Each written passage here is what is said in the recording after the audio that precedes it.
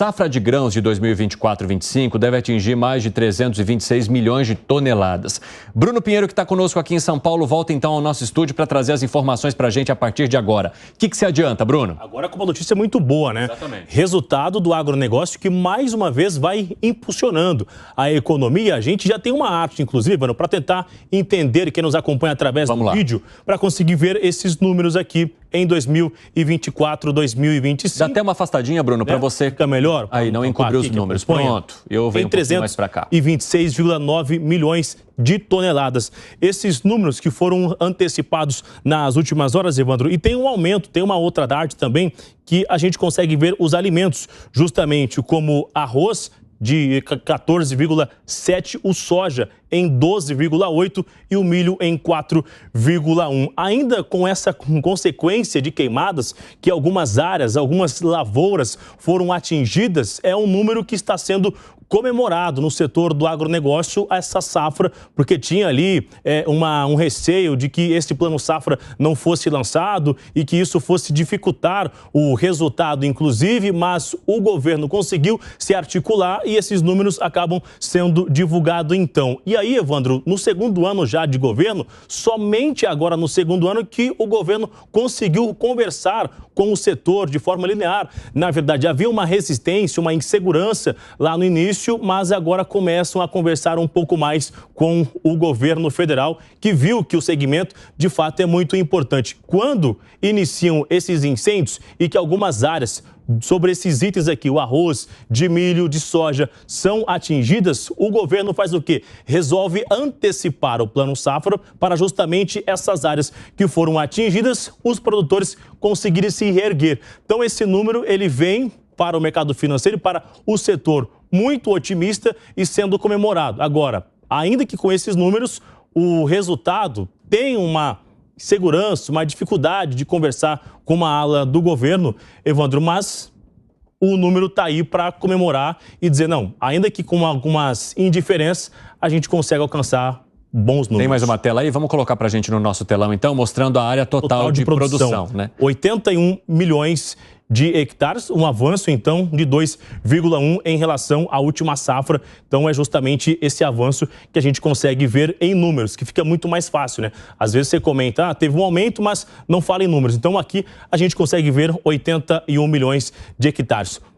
Com esse resultado, já começam a sinalizar que no outro ano a ideia é continuar aumentando, né? Uma crescente no setor. Agora, esse número aqui ele é muito relevante quando a gente olha para os números anteriores. Vamos voltar então para a expectativa de aumento em relação às safras, né? Bota a tela anterior rapidamente para mim. Não, aquela que traz o arroz, a soja, porque a gente está falando de um aumento de 14,7% do arroz, 12,8% da soja, que é o principal complexo que a gente tem aqui no país, e o milho com 4,1%. Quando a gente olha para a expansão diária, esse número é bem inferior à expansão de produtividade. Se a gente olhar então para a expansão da área comparada com a produtividade, esse seria o número ideal, que você não tenha uma expansão do mesmo tamanho que a produtividade, porque senão você vai ter de usar cada vez mais terras e espaços aqui no país para chegar a essa produção que é estimada pelos órgãos. Então, vai para a tela próxima que a gente estava falando aqui da área plantada. Se a gente está falando de um aumento de 2,1%, o ideal é que cada vez mais os produtores rurais tenham a tecnologia necessária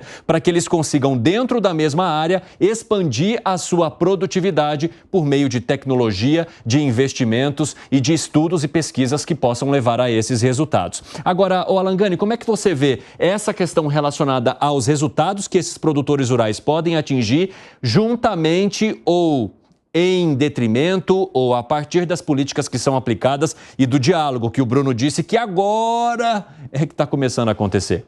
Veja, a gente que é economista liberal, a gente é contrário a subsídios direcionados para um determinado setor. Agora, no caso do agronegócio, merece uma reflexão mais profunda. Por quê? Porque o agronegócio, de fato, entrega. E aí, a medida do governo de antecipação do Plano Safra faz sentido diante de todo este problema climático das queimadas, né? Justamente porque é um setor muito produtivo. E se a gente tiver problemas no agronegócio, nós teremos problemas com a inflação, à medida que a safra agrícola pode se tornar menor, e aí há um efeito inflacionário, diminuição de oferta e também no impacto na atividade econômica, porque o agronegócio ele responde por 27% do PIB brasileiro, não só a agropecuária, a cadeia como um todo, contando indústria e serviços. Portanto, o subsídio ao agronegócio talvez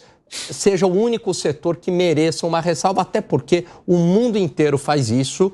O Brasil é muito competitivo em relação ao agronegócio, portanto, eu acho que o Plano Safra ainda faz sentido. Tirar da noite para o dia o Plano Safra seria um desastre. Agora, Bruno, falando um pouquinho da relação política, a relação do próprio ministro da Agricultura com o setor é positiva. Hoje há ainda uma restrição frente ao próprio presidente da República, a essa figura. O que você sente nos bastidores por lá? Evandro, a reclamação é justamente ainda sobre a insegurança jurídica. É o que eles mais insistem, de aumentar uma área, aumentar esses números, mas que não tem uma segurança jurídica. Até tem uma confiança no ministro diretamente, porque ele é de um estado referência do agronegócio, que realizou o G20 do agro. Após 5 anos, conseguiram uma declaração em consenso, resultado unânime, inclusive, mas existe uma resistência entre os aliados do governo, digo, o núcleo duro lá do Palácio do Planalto, sobre essa insegurança jurídica, sobre alguns assuntos que acabam interferindo diretamente na vida do homem do campo, como a liberação de armas para quem está no campo, né, na segurança, sobre a segurança jurídica, sobre o novo marco temporal,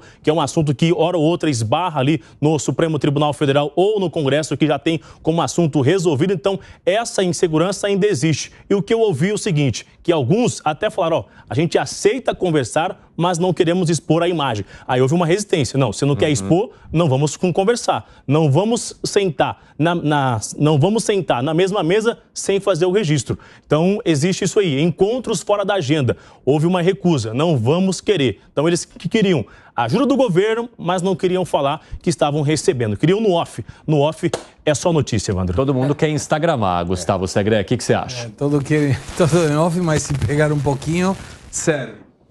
Os 4 segmentos mais importantes de qualquer economia de qualquer país é o agro, que diz que alimenta, a indústria, que diz que produz e paga impostos, o comércio, que desova a produção de indústria e de agronegócio, e serviços, que argumenta que contrata. Os 4 estão certos.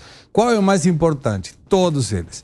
A única questão é que, por uma questão de tradição, inclusive pela própria campanha do presidente, o agro ficou meio como o patinho feio da história, porque era aquele que era colocado direitista, fascista, mas é que hoje aporta recursos para o governo federal. E quando a gente estabelece essa situação do Plano Safra, está errado pensar que esse é dinheiro público. Somente entre 15 e 30 bilhões é público, o resto é privado. Então, cuidado para não entender que o agro reclama do governo, mas olha como o governo ajuda o agro. Não, senhor. 15 a 30 bilhões é provisto pelas estruturas do governo, recursos do governo. O resto é recurso do próprio agro. Então, cuidado com essa situação. Agora, qualquer coisa que seja avanço de produtividade ou de quantidade de planos, de terras, é bom.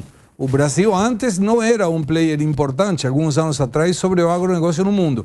Hoje é, e isso é bom para o país. Bruno, muito obrigado por mais uma participação. Venha sempre, volte sempre. Encontra amanhã ao vivo de Brasília. De Brasília? Ah, de Brasília? De Brasília. Boa viagem de volta então, meu amigo. Você de casa, um abração. Vá na sombra. Obrigado. Um abraço.